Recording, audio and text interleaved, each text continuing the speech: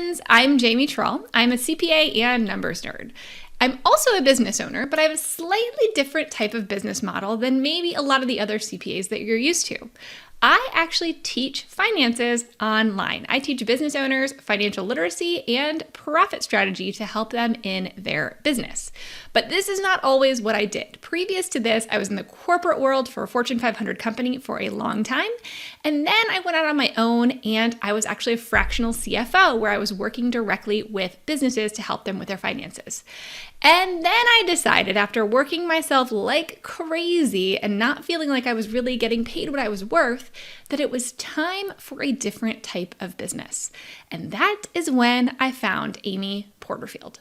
So if you don't know Amy Porterfield, you guys need to know Amy Porterfield. She is the queen of online marketing and digital courses.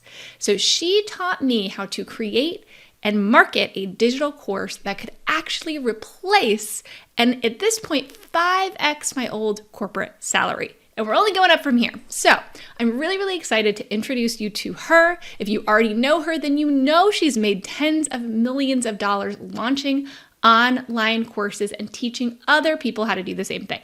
I got to sit down and have a little bit of a happy hour chat with her and ask her all of the secrets that you guys want to know. So of course, we talk about the secrets of online courses and what makes somebody successful at it, but we also delved a little bit into some more fun secrets as well. So make sure you watch the video and make sure that you also go check out jamietrull.com/Amy if you're interested in finding all the resources that can help you become a digital course creator too. Cheers, everybody. All right. Well, I think we first need to start off by a cheers. Okay, perfect. Cheers. Cheers, cheers. Ooh, I'm excited. Wine and chatting? Mm-hmm. Yep, we're just going to have some girl talk. We've got a charcuterie board over here. Okay, so this is a special board, though. Oh, yes, this is a special charcuterie board. And I should give a shout out to Corinne from Wilco Wine and Cheese who made this. This is not an ad. Hashtag not an ad. But this is a Tennessee-themed charcuterie board because Miss Amy Porterfield here has recently moved to my home state of Tennessee. Yes. So there's moonshine, just for the record. If you that's get a for little the end bored. of the video. Okay, got it. I was like, when is that happening? And lots of goodies in here. And Jamie, you're kind of the fun part about moving to Tennessee. I didn't know a lot of people. You're one of the few people I knew. And Jamie took me out right away, got me margaritas, of course. Yep. So she just gives me liquor, and it tends to be extra fun. That's generally my goal. It tends to work pretty well. So I'm just going to keep doing that. Perfect. Now I got you some Tennessee wine. Yeah, it's great. this is good. We got all the things we need. Okay, so talking about, before we get into all the fun of digital courses, which we are going to talk about, of course, because you are the guru of digital courses. Let's talk a little bit about Tennessee. How do you like living here? What's your favorite thing about living in Tennessee? Okay, my favorite thing would be the people. The people here are incredibly nice. Like, everybody is nice to us, and we love that. So that's number one. Yeah. And I think number two is you look around and like right now especially, everything's green and lush and beautiful. Yeah. Very different from California. It's just a different landscape. And so we really love it. And we've got a little land in our backyard, and there's deer all the time because we feed them, so they come. So we've got deer, we've got little land, and it's green, and I love that. Just wait for the snakes. The snakes are fun. Okay. So I'll be going back to California. So nice to see you guys. Okay, when do snakes come? What are you talking about? They're around all the time. Just, wait to see one. I'll die. So, because the theme of this video is spilling your secrets, what's your least favorite thing about Tennessee? Okay, the humidity is just about going to kill me. Yeah. It's awful. I mean, especially coming from California, I walk outside and I'm like, I can't breathe. So, am I going to get used to the humidity? No. Okay. No, it's always, it gets a little bit better. I'll drink to that. You just end up using a lot more hairspray. Like I never used to be a hairspray person, and I have a lot in this. We're locked in. We're locked in. Mm-hmm. Yeah. Yep, absolutely. Well, I am glad you're here, for one, because we can actually sit down and do this in person. So fun. With some wine and cheese. What is better than this? This is good. I love it. I'm so excited. Okay, so today, Amy, let's talk a little bit about digital courses, shall we? Do you know anything about digital courses? Let's talk about it. Is there Let's do anything that you want to share? A few things. All right, so let's get into some of these secrets, some of the things that people want to know from you. So I know, what I would love to know is, what is your absolute favorite thing about being a digital course creator? Ooh, I like this question. So I often say that, yes, I teach digital courses, and it's not that I'm obsessed with digital courses. Yeah. I'm obsessed with what digital courses can do for your business and your life. And you've experienced this, I've experienced this.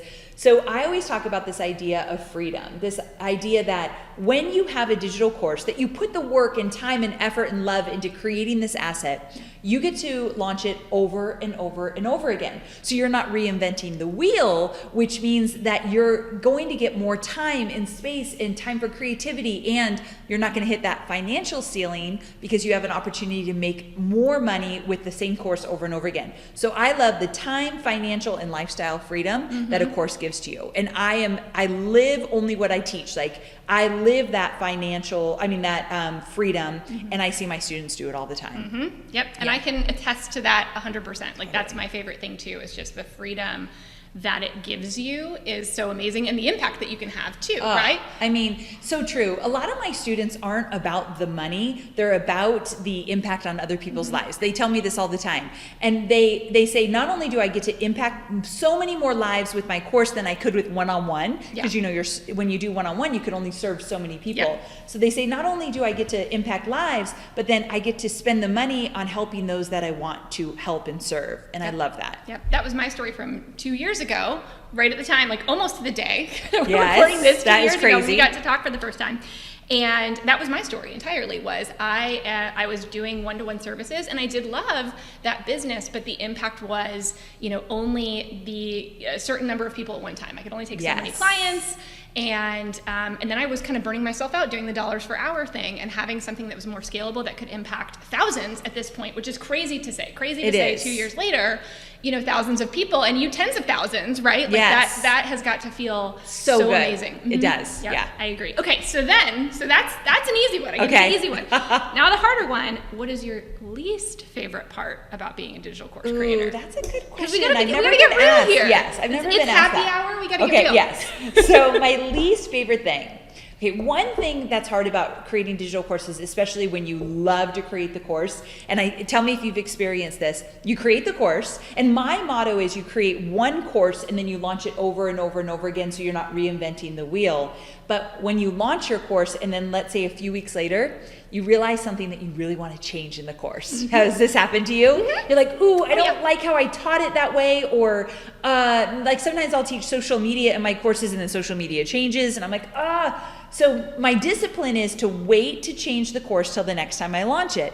But waiting can sometimes just really get to me. So not being able to constantly change the course, because you shouldn't constantly change your course, right? What's the point then? Yeah, it slows you down. And if it's vital, of course, but if it can wait, you want to wait. But not being able to always tinker with it kind of gets me. Well, and that's how I'm glad you say that, because I have felt that way, and my team has to. Now I have a team. I didn't used to have a team, so I would just tinker until I was blue in the face. And now that I have a team, they're like, no. It's fine, Jamie. And because usually I finish a course, I feel amazing about it for like a week. I'm like, this is the most amazing thing that has ever been created on the planet Earth, and everyone needs to take it. And then like the next week, I'm like, I wish I had said this a little bit differently, or I wish I had done this a little bit differently. And I automatically, then I go into this spiraling of, you kind it of needs to be better. About it. Yeah. And I think we all do that. We all want an A+ course. And something I've learned from one of my friends, Brooke Castillo, she says, like, go for the B- work. I can't do B-, but I can go for B+. I was going to say, I don't think your work is B-. I cannot do it, but I can go for B+, meaning it's never going to be perfect, but I can always work on it slowly and each time I launch. Well, and I love what you teach too, which is repeat and refine. You don't need 700 digital courses, because I started and I was like, well, I want a course about this, and then I'm going to do an offshoot course, and I already had 7 courses planned, and you were like, let's start with one. Let's just do one. Let's do one, and then decide where we go from there. I'm like, okay, but I think that's how we get. Okay, so then talking about, a lot of people try to do digital courses these days, right? Like that's a thing now. I think that people are aware of the impact of it. Many people have now taken a digital course, which probably wasn't the case really 5 years ago. Right. Right now people are aware of them.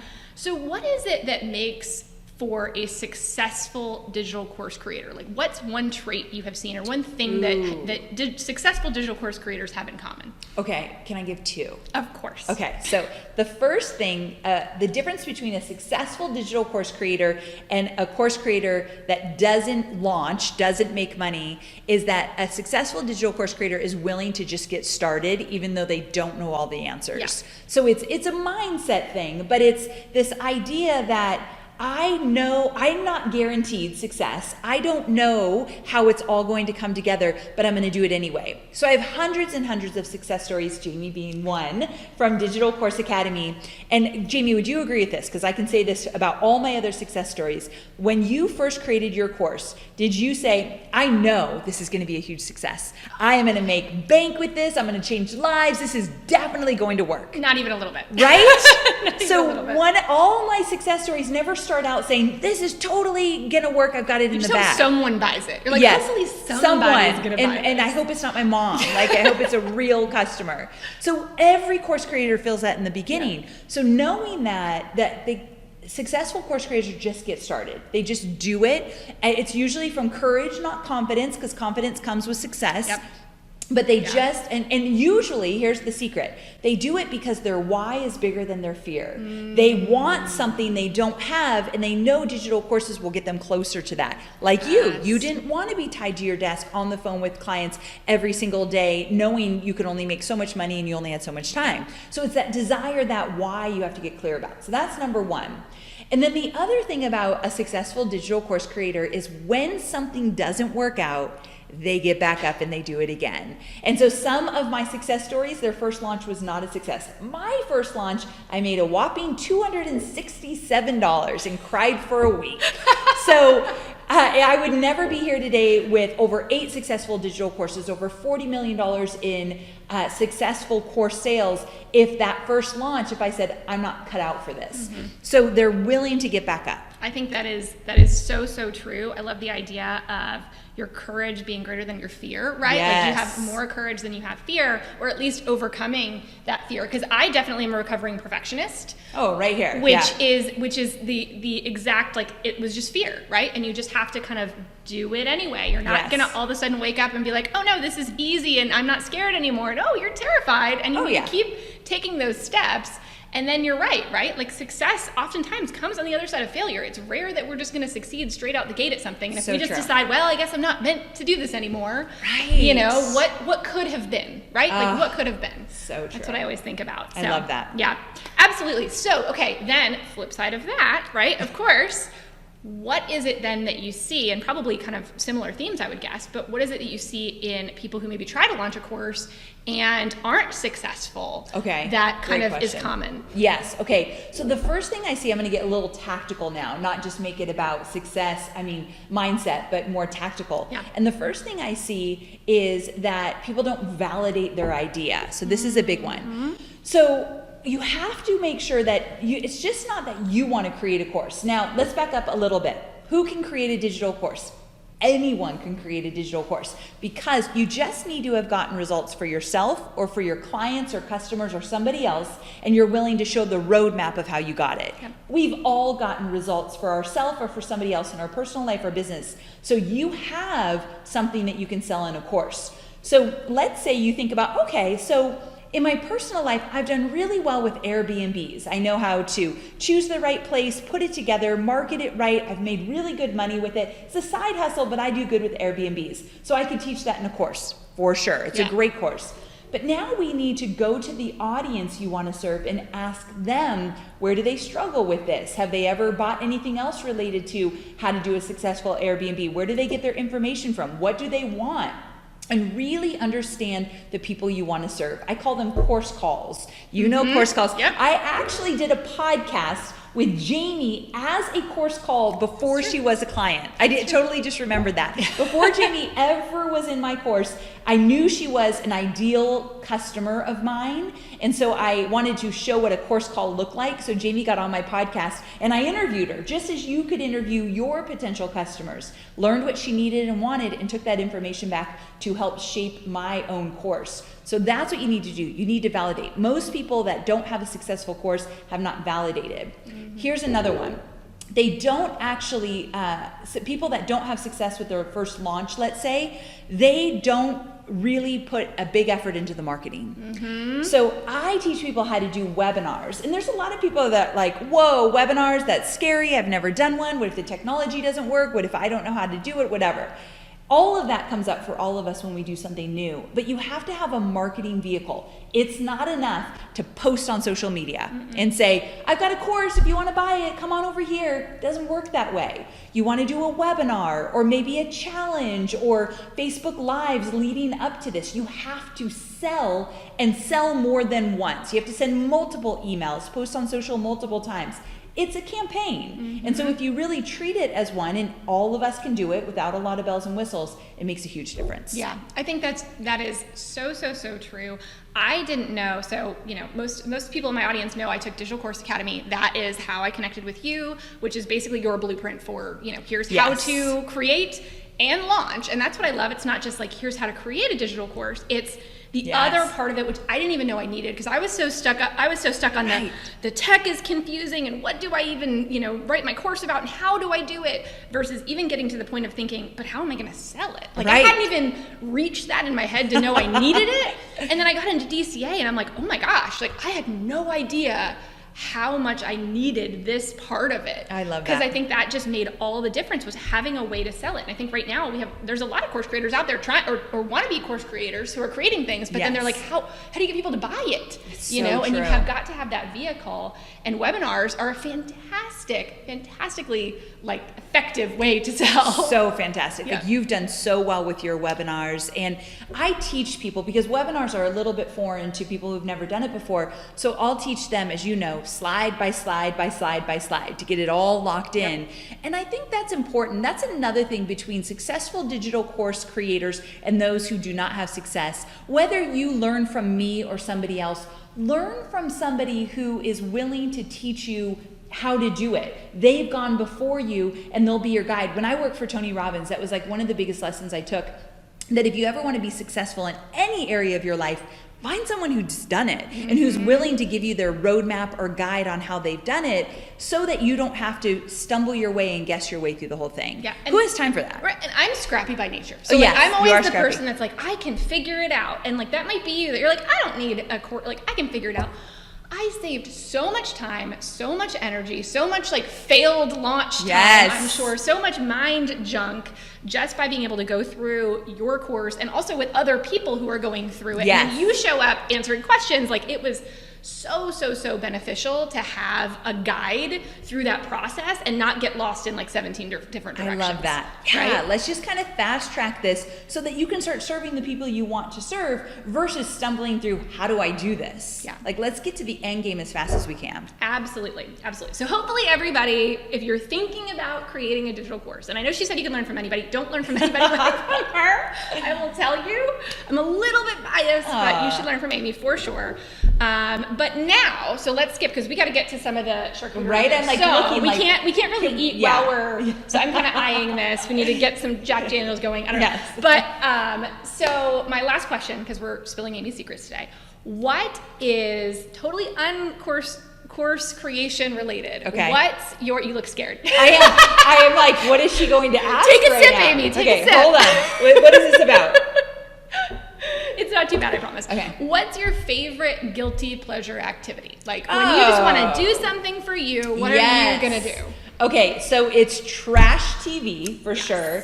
And here's what's so funny about my guilty pleasure. I haven't gotten to do it a lot. So long story short, when we moved from California to Tennessee, my husband was a San Diego firefighter and retired, which I don't really talk about this a lot, but he was able to retire because the business I have does well. And quite honestly, moving to Tennessee with different taxes, we're like, this could work. And firefighting's hard on your body. So my point being, he got to retire at a young age, and it's been amazing and wonderful. But as a firefighter, you're not home every other night. So it's 24 on, 24 off. So every other night, I'd watch trash TV at night, just do it. Like, I'm talking Real Housewives, any reality show, whatever it might be. Real Housewives is my favorite. New York is my favorite. So now he's home every night, and I'm like, you need to go away for a while, because he will not watch it. No, he's like, why are they yelling at each other the whole show? I love it. So I haven't gotten my guilty pleasure a lot lately. Oh no! Oh, I'll get back to it. Yeah. I know. Well, I get kind of some of that now because I told you this earlier. My husband, I won't say necessarily retired, but he's taking a hiatus right That's now. right. And the fantastic thing about that is because of my digital course business, that is working really well. It's been really great, and he has been. It's been great having him around, but yes, there are moments like that where I'm like, don't you have somewhere to be right now? I got to do a podcast interview. Like, we love them dearly, but like every day, every day is a lot. Every day is a lot. That's too so good. Funny. Too good. Okay, well, let's give a quick cheers. Cheers to you. Cheers to you, Amy. Cheers, guys. Cheers.